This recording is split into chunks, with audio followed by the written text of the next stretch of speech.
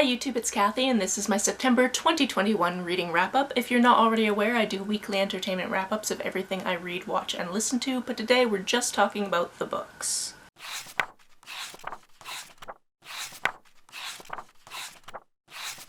Also, if you're one of those people that pays really close attention, you might be wondering why I'm sitting in Library 1, because yes, there are 2 libraries in this house since I moved in, instead of the iconic green mural that you all love so much, to the point where Wilma made fan art including it and my roommate Megan made me a cup with it on it. Well, the reason for that is my roommate is a badass and decided to repaint the deck while we were away, and that project has not finished, so things have moved, so it's just easier to sit here. Even though it's gonna hurt my legs, it's gonna be easier to sit here to do this.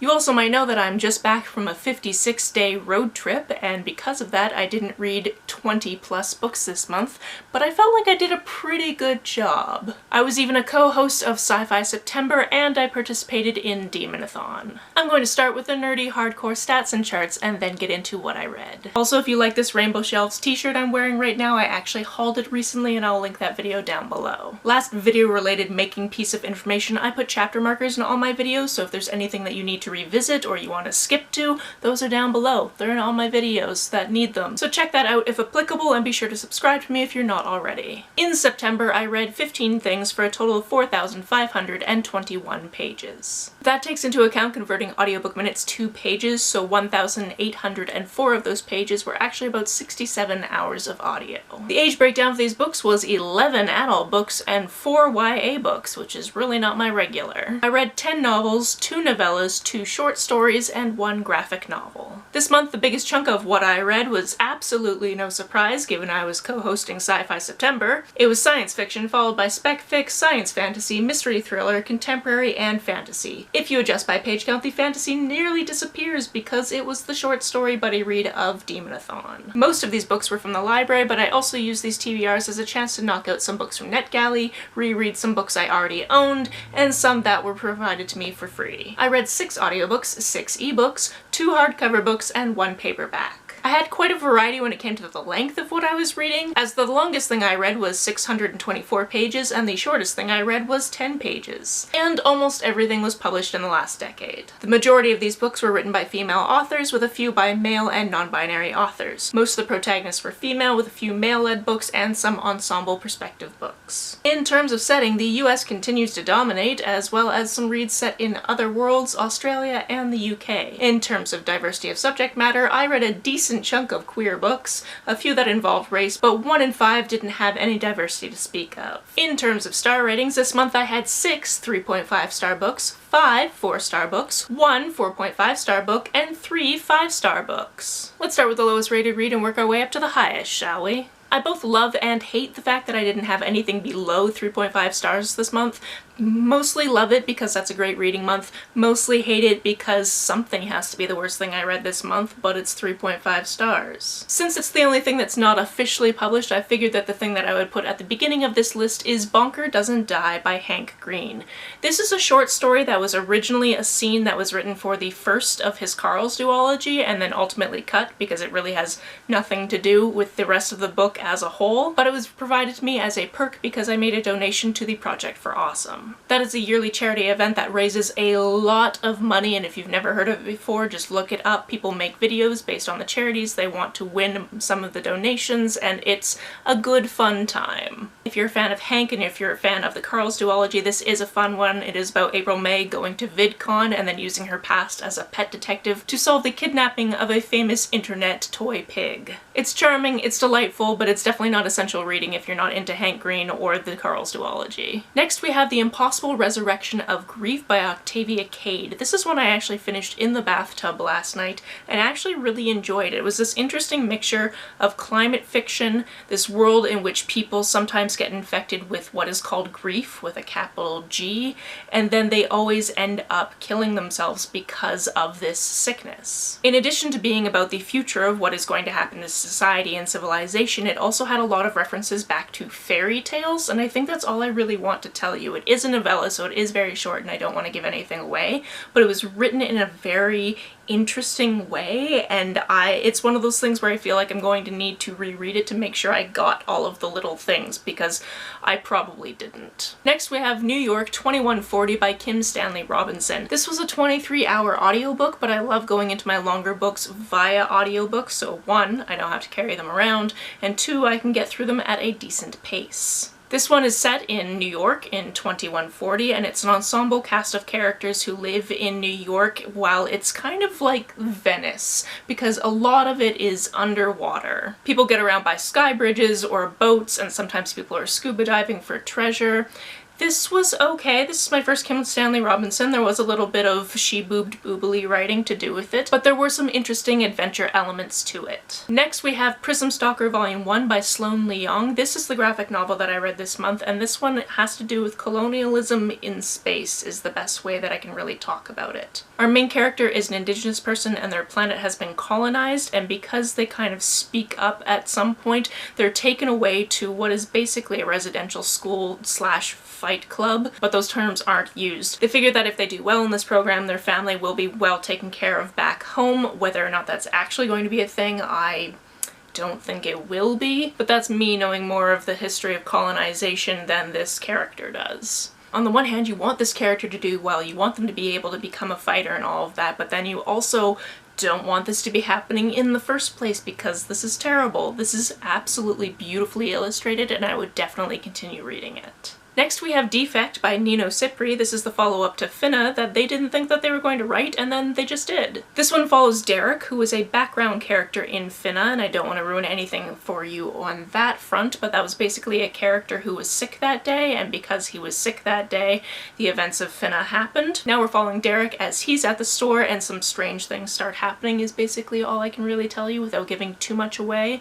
I really enjoyed meeting all of these really complex, interesting characters, the kind of twists that happened. Again, this is a novella, so I'm not going to say much more besides this was a very fun story. Next we have The Gravity of Us by Phil Stamper. This is a contemporary book, but it has to do with a boy whose father has chosen to be an astronaut for NASA and is potentially going to be one of the people to first go to Mars. However, this completely screws up his plan because he's about to go into his last year of high school. He's about to do an internship with BuzzFeed because he's a journalist and he's got a huge following, but his family doesn't seem to care what he's been doing. And when they move to Houston pretty immediately once his dad gets the job, he's told that he's not going to be able to continue to be doing his videos because somebody else has the rights to do that in their houses. However, when he gets there, there's only a couple of other teenagers and one of them is pretty darn cute, so there's that. What I really liked about this one is the whole spirit of young people changing the world with what they know how to do, even though the adults in their lives don't really understand it. Phil Stamper was very careful to say that the platform he was using was not this platform because it had needed to work in a couple of different ways than this one works. And that was a very smart thing to do because people talking about it on BookTube would probably pick it apart for that. This was very cute and sweet, but at times hard-hitting, and I very much enjoyed it. On to my 4-star reads, the first one being the Buddy Read for the Demonathon, and that was A Softness of the Heart. This was just a short story. It was in a fantasy magazine. You could read it online for free, or you could listen to an audiobook version of it, which is what I did. This is just a very sweet story about this girl who lives with one of her aunts and the other one has recently passed, and they have a history of ghosts in the house, and she's trying to figure out if her aunt is also a ghost. Being a short story, I'm not going to really say anything other than that. That premise is enough to tell you whether or not you would like to listen to it or to read it. Earlier you might have noticed the one blip in the timeline of books that I've read and what year they were published, and this is the one that was that little blip that even if you've never read it before, there's a chance you know what this is about. This is about a society in which firemen don't put out fires, they start them when people find books in other people's houses. This is another one that I wanted to listen to as an audiobook, and that's what I did because being a classic, I figured that usually I have a problem with vocabulary that's used. That wasn't actually the case for this one, but that is one of my things that trips me up about going back and reading classics, is not really wanting to read a bunch of vocabulary I don't have currently in my head. And I'd say that this is a classic for a very good reason. It's very well written, it has a very good message about anti-intellectualism and the dangers that that poses, and it still seems really relevant today, so I can see why this is on some required reading lists.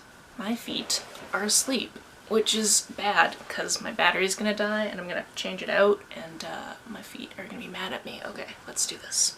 I said that, and then my camera immediately turned off, which is hilarious because I just have an internal timer about it now. Next we have It Came from the Sky. This is about a high school student who's about to do a very small, easy science experiment in his backyard, but his brother messes with it and a small explosion turns into a very large explosion. His brother also likes to tell tall tales, so eventually it goes from a small explosion to a large explosion to aliens. Aliens visited our farm. Instead of shutting this down, he decides to turn it into a sociology experiment so that he will have an edge when he applies to MIT, and it goes from there. This was a lot of fun, but it was also very complex in that it had all of these different characters and the connections between them were really interesting. For example, he's dating somebody who he sees as out of his league, and he doesn't want people to know about it. One, because people have been pushing him towards this guy because they are two of the two out guys in town, basically the only ones.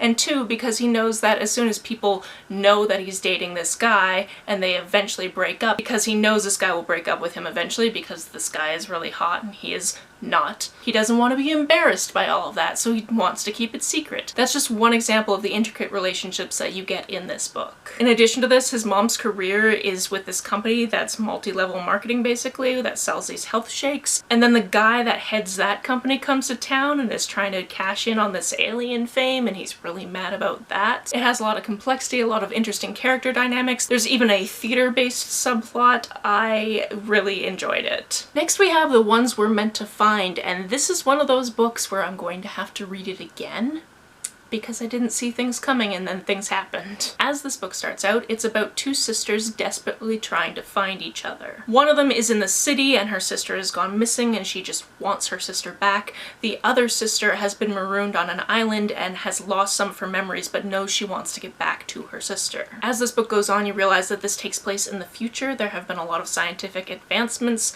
A lot of things have been done to the planet that should have not been done to the planet. And one of the things that this book excels at is giving you little pieces of the puzzle that makes up this world, just enough at a time that you feel very engaged in building it out and kind of understanding the full scope of it. This is also one of those books that is way too smart for me, and one of those books that I'm going to have to read again, and I think read with my own eyes instead of listen to, because I had a couple of questions going through. I was like, hey, this seems like an inconsistency from before, but I didn't really think too much about it. It's very good at giving you all the information and then you just freaking out when you realize what is happening. This month I also finally got around to reading Axiom's End by Lindsay Ellis, which is the first in what I believe is going to be a trilogy. This one is set in 2007 and it concerns Cora. She is living with her mom and her brother and her sister, and they don't live with their dad anymore because he abandoned them about 4 years ago to go run a blog where he basically blows up conspiracy theories, and he's not really welcome in the United States anymore. Being related to him has made it hard on the family because sometimes they can't get jobs, sometimes his followers are nut jobs and just want to talk to them all the time about how great their father is. And then, oh yeah, this is also a first contact story. I found this wild and imaginative, and I really enjoyed the character being like, why is this happening to me out of all people? And there are many things that I really liked about it. There are many things that I'm looking forward to maybe potentially seeing in the second book in the series, which I believe is already out now. The 4.5-star book I read this month was Winter's Orbit. This was fantastic, obviously, being a 4.5-star book. This one takes place on a planet other than our own, and one of our two point of view characters is sat down by the Emperor and told, hey, you gotta marry this guy. To be fair, there is a very good reason for this. One, the Emperor is his grandmother, so she's got that going for her. Two, there are certain things that need to be in place for certain treaties to be renewed every 20 years, which is coming up really, really soon, and one of those things is a diplomatic marriage between their planet and another smaller planet. Three, his cousin recently died, was recently married to this guy, and now they basically have to replace his cousin. Otherwise, you know, it could just be an interplanetary war. So of course he figures he has no way out of this and decides that, yeah, I guess I'm getting married in a couple of days to this complete stranger. This book has a lot of things going for it. It has this confusing dynamic between these characters who are thrust together and whether or not they really like each other, and how one of them is grieving because their other husband just recently died, and miscommunication on their parts. There's also a one bed trope. There's also other things that happen. This is just so delightful. I really love when an author takes time to write a dual perspective like this so you can really understand what's going on in both people's heads, especially when the reader, or at least I, can really understand something that's going to come up eventually once one of the other characters figures it out. And I love seeing those types of dynamics. And I really enjoy when I can kind of pick them apart and figure out what's going to happen or what should probably happen, or you're just wanting to yell at the characters to just kiss already. And, you know, not start an interplanetary war. That part is cool too. On to my 5-star reads. You might remember that there are 3 of them.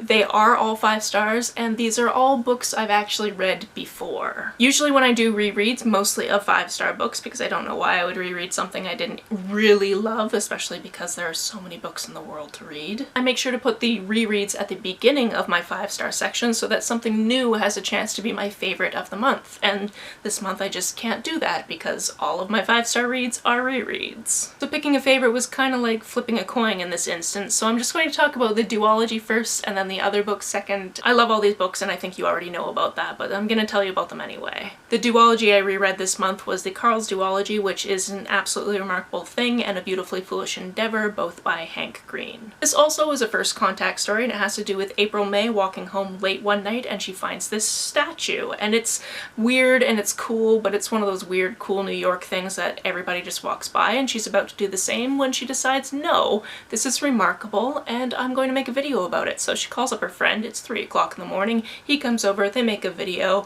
and by the time she wakes up in the morning it's viral because not only has this one statue appeared, but 63 other statues that look exactly like it have also appeared all around the world, and nobody knows how they got there. This duology is great not only because of the interpersonal dynamics, but it also has a lot to do with sudden internet fame, something that Hank is slightly familiar with. But then it also has to do with relying on other people in humanity because no one person can do all the things, and that's something I really appreciated rereading the first book. When you get into the second book, there are different perspectives that you get to read from, so it was very fulfilling to really get to know these characters that April May had just talked about in the first book. You really get into their heads and into their motivations, and there are so many adventures and twists and turns in the second book.